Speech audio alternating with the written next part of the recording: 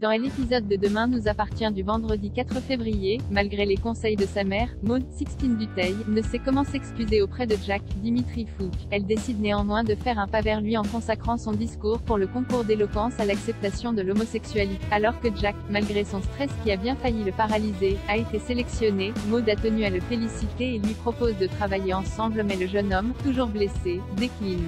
Victoire. Solène Hébert se confie à Samuel, Axel Kinner, sur son célibat, et plus précisément sur son manque d'avoir un homme dans son lit à qui faire des câlins. Pourtant, le médecin n'en profite pas pour lui déclarer sa flamme. Au contraire, il aide même Benjamin, Alexandre Varga, à la reconquérir.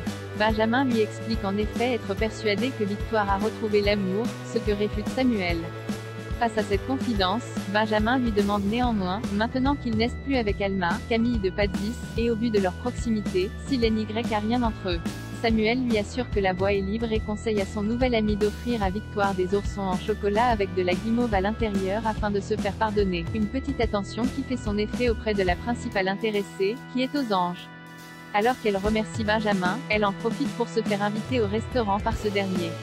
Un retour de flamme que déplore Samuel, qui regrette d'avoir donné un coup de pouce à son concurrent. Andrea assassiné, Maxime coupable. Andrea, Aurélien Foubert, est bel et bien décédé. Damien, Adrien Robe pense à un suicide.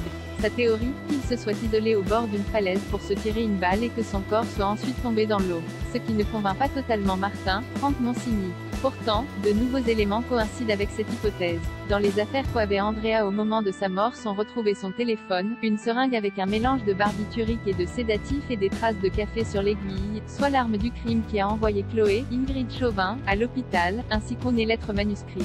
Il s'agit d'une missive d'aveu concernant le colis piégé et les empoisonnements de Céleste et Alexandre Brasseur. Néanmoins, des analyses plus poussées finissent par confirmer les doutes de Martin. Damien le confirme, la mort d'Andrea est en réalité un homicide maquillé en suicide. En apprenant cette information, Inès Thaïs Kirby se rend au commissariat pour témoigner de la violente altercation survenue au lycée entre Maxime, Clément Rémien, et Andrea. Il faut dire que le comportement du jeune homme est étrange. Au réveil de Chloé, Alex et lui annonce la bonne nouvelle, Céleste va enfin pouvoir rentrer chez eux, tout en précisant que Andrea s'est suicidée. Face à la tristesse de sa mère, Maxime l'a exhorté à ne pas culpabiliser, puis après tout, c'est celui qui leur a fait du mal et pas l'inverse. Plus tard, il cesse de disputer avec Judith, Alice Varela, au sujet d'Andrea. La cadette regrette en effet sa mort, tandis que son aîné s'en réjouit, lui rappelant qu'il s'agit d'un psychopathe qui leur a fait perdre la garde de Céleste et qui a attenté à la vie de leurs parents. Face au témoignage de la CPE et ayant noté que le téléphone de Maxime a borné près du domicile d'Andrea la veille de son assassinat, Karine, Samy Garbi et Martin interpellent Maxime et le placent en garde à vue. A-t-il vraiment pu commettre ce crime? Affaire à suivre dans Demain nous appartient. Loading Widget.